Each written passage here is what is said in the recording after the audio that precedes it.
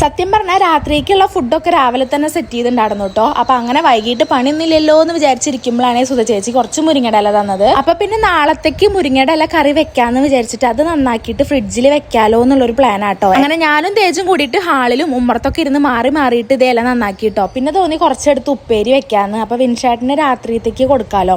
അപ്പൊ കുറച്ചിരിക്കുന്ന മീനും കൂടി എടുത്ത് വറുത്തു കേട്ടോ. ഉപ്പേരി പിന്നെ വിൻഷാട്ടിന് ഭയങ്കര ഇഷ്ടമാണ് കേട്ടോ. ഞാനും തേജും കറിയാണ് കേട്ടോ ഞങ്ങൾക്ക് ഇഷ്ടം. അങ്ങനെ അതേ സബോളയും പച്ചമുളകും ഉണക്കമുളകും വെളുത്തുള്ളിയും കൂടിയിട്ട് ഒന്ന് മൂപ്പിച്ചിട്ട് ഇതായിരിക്കും നന്നാക്കി മുരിങ്ങയുടെ ഇല കഴുകിയിട്ട് ഇട്ടു കേട്ടോ. എന്നിട്ട് നന്നായി ഇളക്കിയിട്ട് ഇതിങ്ങനെ കുഴഞ്ഞ പരുവായി കഴിഞ്ഞാൽ കുറച്ച് നേരത്തെ ആവിയിൽ ഇങ്ങനെ വേവിക്കാൻ വെച്ച്. അപ്പോൾ അതിൻ്റെ ഇടയ്ക്ക് ഇതേ തേജപ്പം വന്ന് പറയുന്നുണ്ട് അവന് മാങ്ങ വേണമെന്നൊക്കെ പറഞ്ഞിട്ട്. അപ്പോൾ ഞാൻ വേഗം കുറച്ച് മാങ്ങയൊക്കെ ചെത്തി കൊടുത്തു. പക്ഷെ നല്ല പുളിമാങ്ങയായിരുന്നു കേട്ടോ. അത് കളർ കണ്ടപ്പോൾ ഞങ്ങൾ നല്ല മധുരം ഉണ്ടാവുമെന്ന് വിചാരിച്ചു. പക്ഷെ കഴിച്ചപ്പോൾ നല്ല പുളിയാണ്. എത്ര പുളി ഉണ്ടെങ്കിലും മാങ്ങയുടെ ഈ ഒരു സംഭവം എനിക്ക് ഭയങ്കര ഇഷ്ടമാണ് കേട്ടോ. അപ്പോൾ അത് ഞാൻ കുറച്ചൊക്കെ കഴിച്ചു. പിന്നെ ഇതേ അവിടേക്ക് ഇട്ടിട്ട് വേഗം ഉപ്പേരിയിലേക്ക് തന്നെ കടന്ന് വന്നു കേട്ടോ. അങ്ങനെ ഉപ്പേരിയൊക്കെ സെറ്റാക്കിയിട്ടുണ്ടായിരുന്നു.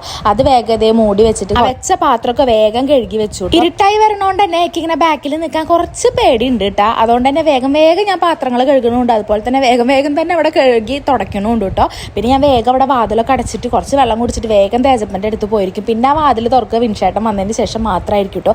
അത്രയും ധൈര്യശാലികളാണ് ഞാനും തേജും. വിത്തിൻ സെക്കൻഡ് തന്നെ വിൻഷേട്ടൻ എത്തിയിട്ടോ. വിൻഷേട്ടൻ വന്നപ്പോഴേ ഞങ്ങൾ വേഗം ഓടിച്ചെന്നു. തേജപ്പന് ഇപ്പോൾ ഈ ഒരു സംഭവം എടുത്ത് വെച്ചപ്പോൾ ഞാൻ പറഞ്ഞു ശരിക്കും ഇപ്പൊ ഹിന്ദിക്കാരുടെ പോലെ ഉണ്ട് എന്ന് പറഞ്ഞ അവനെ കളിയൊക്കെ ഉണ്ട് കേട്ടോ. അവിടുന്ന് കണ്ടു വിൻഷേട്ടൻ പെട്ടെന്നൊരു കവർ തന്നിട്ടോ. അപ്പോൾ ഞാൻ വേഗം തുറന്ന് നോക്കിയപ്പോൾ ഡ്രീം കേക്ക് ആണെന്നു കേട്ടോ. അപ്പോൾ വിൻഷേട്ടനൊക്കെ കഴിച്ചിട്ടുണ്ടായിരുന്നു.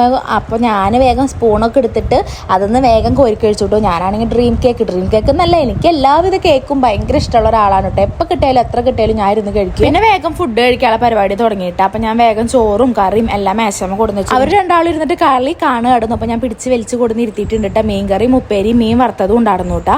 അപ്പോൾ എനിക്ക് എന്താണെന്ന് വെച്ചാൽ മറ്റേ ഡ്രീം കേക്ക് കഴിച്ചുകൊണ്ട് വലിയ വിശപ്പൊന്നും ഉണ്ടായിരുന്നില്ല. തേജുനായാലും ഇല്ല കേട്ടോ. തേജുന് വാരി കൊടുക്കാൻ നോക്കിയപ്പോൾ അവന് വേണ്ട, അവൻ കമ്പനിക്ക് വന്നിരുന്നാന്നും പറഞ്ഞിട്ടാട്ടോ അവിടെ ഇരിക്കണത്. ഞാൻ പിന്നെ തന്നതല്ലേന്ന് വിചാരിച്ച് 2 വായ വാങ്ങി കഴിച്ചു. ഈടായിട്ട് പാത്രം കഴുകാൻ കുറച്ച് മടിയുള്ള കാരണം ഒരു പ്ലേറ്റിലായിട്ട് അപ്പോൾ ഞങ്ങൾ 3 പേരും കഴിക്കല്. ഇടയ്ക്കിട്ട എപ്പോഴും ഇല്ലേ. എനിക്കാണെങ്കിൽ ഇത് 2 ഉരുള കഴിച്ചപ്പോഴേക്കും ഏകദേശം വയറ് നിറഞ്ഞൊരു ഫീൽ ആയിരുന്നു കേട്ടോ. കുറച്ച് വെള്ളം എടുത്ത് കുടിച്ചിട്ട് ഞാൻ പതുക്കെ അവിടെ നിന്ന് എനിക്കാൻ നോക്കി. അല്ലെങ്കിൽ തേജു മീനൊക്കെ എൻ്റെ വായിൽ കുത്തി കയറ്റു കേട്ടോ.